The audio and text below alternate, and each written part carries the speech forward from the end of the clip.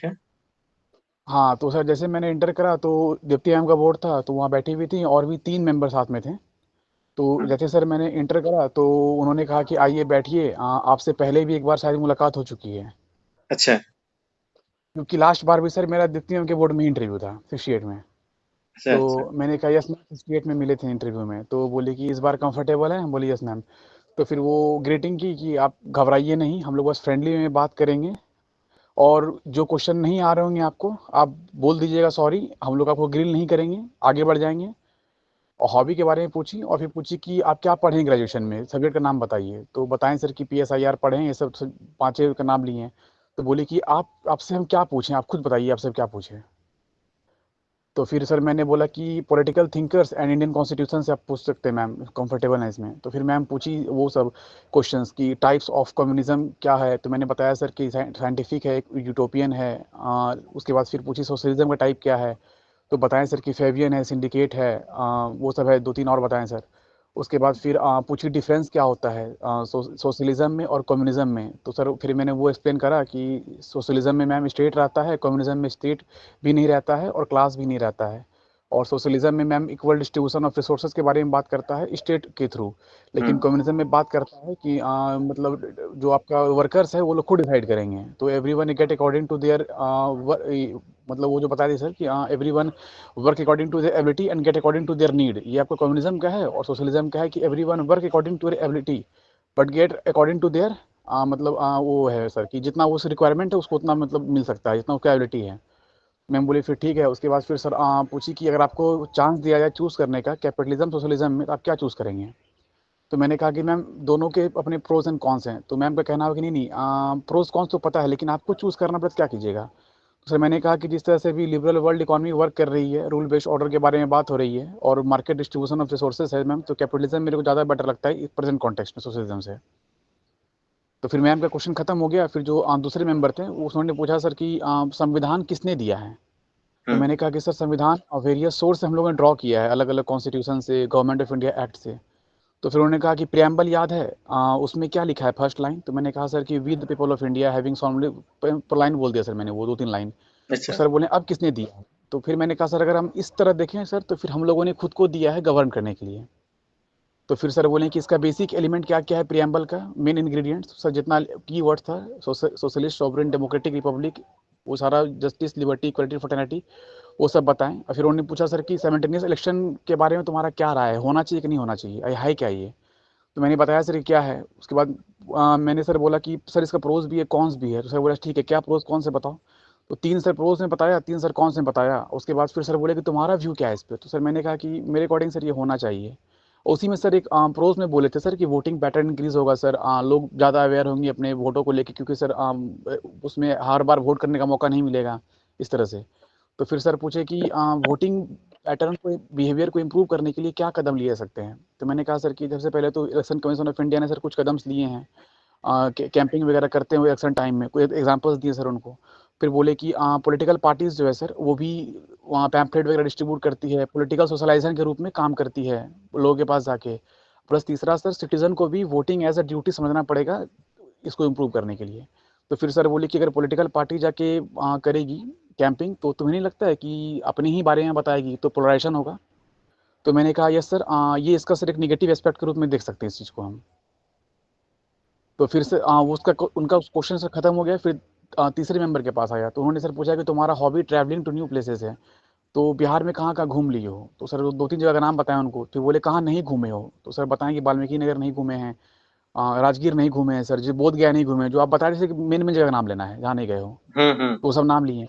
तो फिर सर फिर बोले कि बिहार गवर्नमेंट क्या स्टेप्स ली है टूरिज्म इम्प्रूव करने के लिए, और क्या तुम करोगे अगर बनोगे तो, उस आओगे तो प्रशासन में।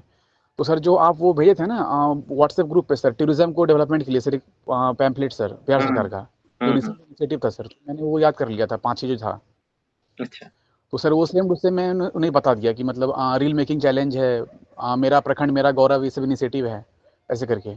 तो अच्छा, फिर वो अच्छा। समझ गए कि शायद याद करके आया है। तो फिर वो बोले कि ठीक है हम समझ गए, हाँ तुम्हें पता है। उसके बाद फिर वो पूछे कि एक स्लोगन है मोदी जी का कि war, this is not the era of war, तुम्हें क्या लगता है कि ये तो बस एक बकवास लाइन मुझे लगता है, एम्प्टी लाइन है।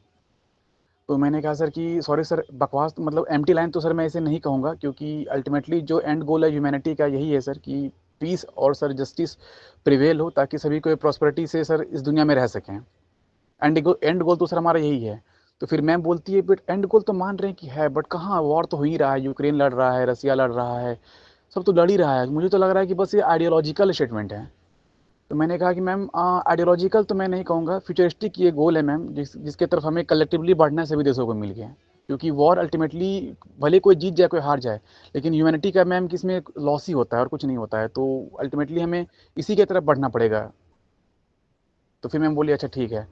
उसके बाद फिर चौथे मेंबर थे सर, तो उन्होंने पूछा कि जम्मू कश्मीर में इलेक्शन हुआ, सरकार भी बन गई, लेकिन कल रात ही वहाँ पर हमला हो गया आतंकवादी, 7-8 लोग मर गए, तो तुम्हें क्या लगता है कि स्टेटहुड मिलना चाहिए कि नहीं मिलना चाहिए? तो मैंने कहा सर कि फ़िलहाल जो सर सिक्योरिटी कंडीशन है बड़ा फ्रेजाइल है, और डेवलपमेंट के सर अभी बेसिक वर्क्स वहाँ हो रहे हैं। तो जब तक सर सिक्योरिटी कंडीशन ठीक ना हो जाए सर, और डेवलपमेंट के सर एक लेवल तक वर्क ना हो जाए, तब तक सर हम इसे यूटी रहने दे सकते हैं। लेकिन जो ये सर कुछ बेसिक पैरामीटर्स हैं, जब ये फुलफिल होते हैं, तो उसके बाद सर हम स्टेटहुड की तरफ बढ़ सकते हैं। अच्छा। उसके बाद फिर पूछे कि ईवीएम इलेक्शन में मतलब हरियाणा में क्या मतलब वो हुआ था कंट्रोवर्सी, तो बताएं सर कि बैटरी को लेके हुआ था, किसी का 100% था, किसी का 90% था, इसलिए। तो सर बोले कि क्या तुम्हें लगता है कि वोटिंग में धांधली हुआ है इससे? तो मैंने कहा सर कि इलेक्शन कमीशन ऑफ इंडिया ने खुद सामने आकर सर क्लैरिफाई किया कि किस कंपनी का बैटरी यूज़ होता है, कैसे वो कितने बार प्री पोल में उसको चेक किया जाता है, फिर पोलिंग में, और फिर वो कितना यूज़ होता है उसके अकॉर्डिंग बैटरी वर्क करती है। तो सर खुद जब कमीशन ने खुद आके कहा कि धांधली सर इसमें नहीं हुई है, तो सर मैं इसे धांधली कहने से बचूंगा। और फिर लास्ट क्वेश्चन था सर उनका कि फ्रेंच रिवॉल्यूशन में तुम्हारे ही सब्जेक्ट से एक बहुत बड़ा थिंकर था, तुम्हें उसका नाम बताना है, मैं तुम्हें हिंट दे रहा हूँ कि वो कौन थे, गेस करना है। तो वो एक कहावत बोले सर कि man is born free everywhere but in chain. तो ये लाइन किसका है? तो सर मैंने कहा कि ये जीन जैक रूसो का लाइन है। तो फिर वो मतलब सर ये पूरा इंटरव्यू मेरा 18 से 20 मिनट से चला, थोड़ा मैं फास्ट बोल गया अभी सर, लेकिन हम्म। पूरा सर 18 से 20 मिनट चला। तो फिर मैम बोली कि ठीक है, आपका इंटरव्यू खत्म हुआ, आपसे बात करके अच्छा लगा, हाँ, आपको अग्रिम शुभकामनाएं। बिल्कुल। तो अग्रिम शुभकामनाएं मैम की तरफ से मिल गया, हम लोगों की तरफ से भी अग्रिम शुभकामनाएं ही है। इतना काफी हाँ शानदार इंटरव्यू दे के आए हो। राकेश। हम्म। उसमें सर बस हाँ क्वेश्चन बोलिए। में सर मुझे लगा कि जहाँ पर सेटिस्फाइड नहीं हुए थे बोर्ड मेंबर्स, वो वॉर वाला क्वेश्चन में कि इट इज एम्प्टी स्टेटमेंट।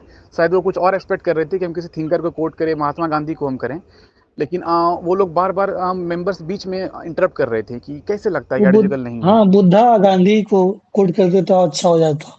हम्म। हाँ, तो सर हम ट्राई किए कि कोट करने का, लेकिन वो फिर लोग फिर आगे बढ़ गए, बोले कि ठीक है हम सब ओके, कोई बात नहीं, तो फिर हम फिर वापस सर उस पर रिपीट नहीं किए उस लाइन को। ना ना, फिर भी अच्छा गया आपका इंटरव्यू, बहुत बढ़िया हाँ है। हाँ। क्योंकि सर बेहतरीन गया लास्ट है। बार जो मैं जेटली मैम के बोर्ड में सर, तो वहाँ पर बहुत सारे क्वेश्चंस का सर मैं जवाब नहीं दे पाया, जैसे कि वो पूछी थी लास्ट बार कि स्टेट लिस्ट और सेंट्रल लिस्ट में 5-5 एलिमेंट का नाम बताइए जो है, तो सर स्टेट लिस्ट का बता पाए थे, सेंट्रल का सर दिमाग से मतलब स्लिप कर गया सर, तो वो याद ही नहीं आ रहा था, मतलब यहाँ तक ये भी याद नहीं आ रहा था कि डिफेंस है, रेलवे है सेंट्रल में सर, ये सब मतलब बेसिक बेसिक चीज़ सर पिछले बार हम मिस कर दिए थे मैम को बताने के लिए, तो लेकिन इस बार सर लिटरली बता के आए सर। हाँ। अच्छा। तो और सर मैम एक चीज़ था, पहचान गई या आपने बताया कि मैं, या मैम मैम ने पहचान गई? मैम ने खुद कहा हाँ। कि आइए आप बैठिए, मैम ऐसे बोली कि बैठिए सर, तो हम बोले थैंक यू मैम।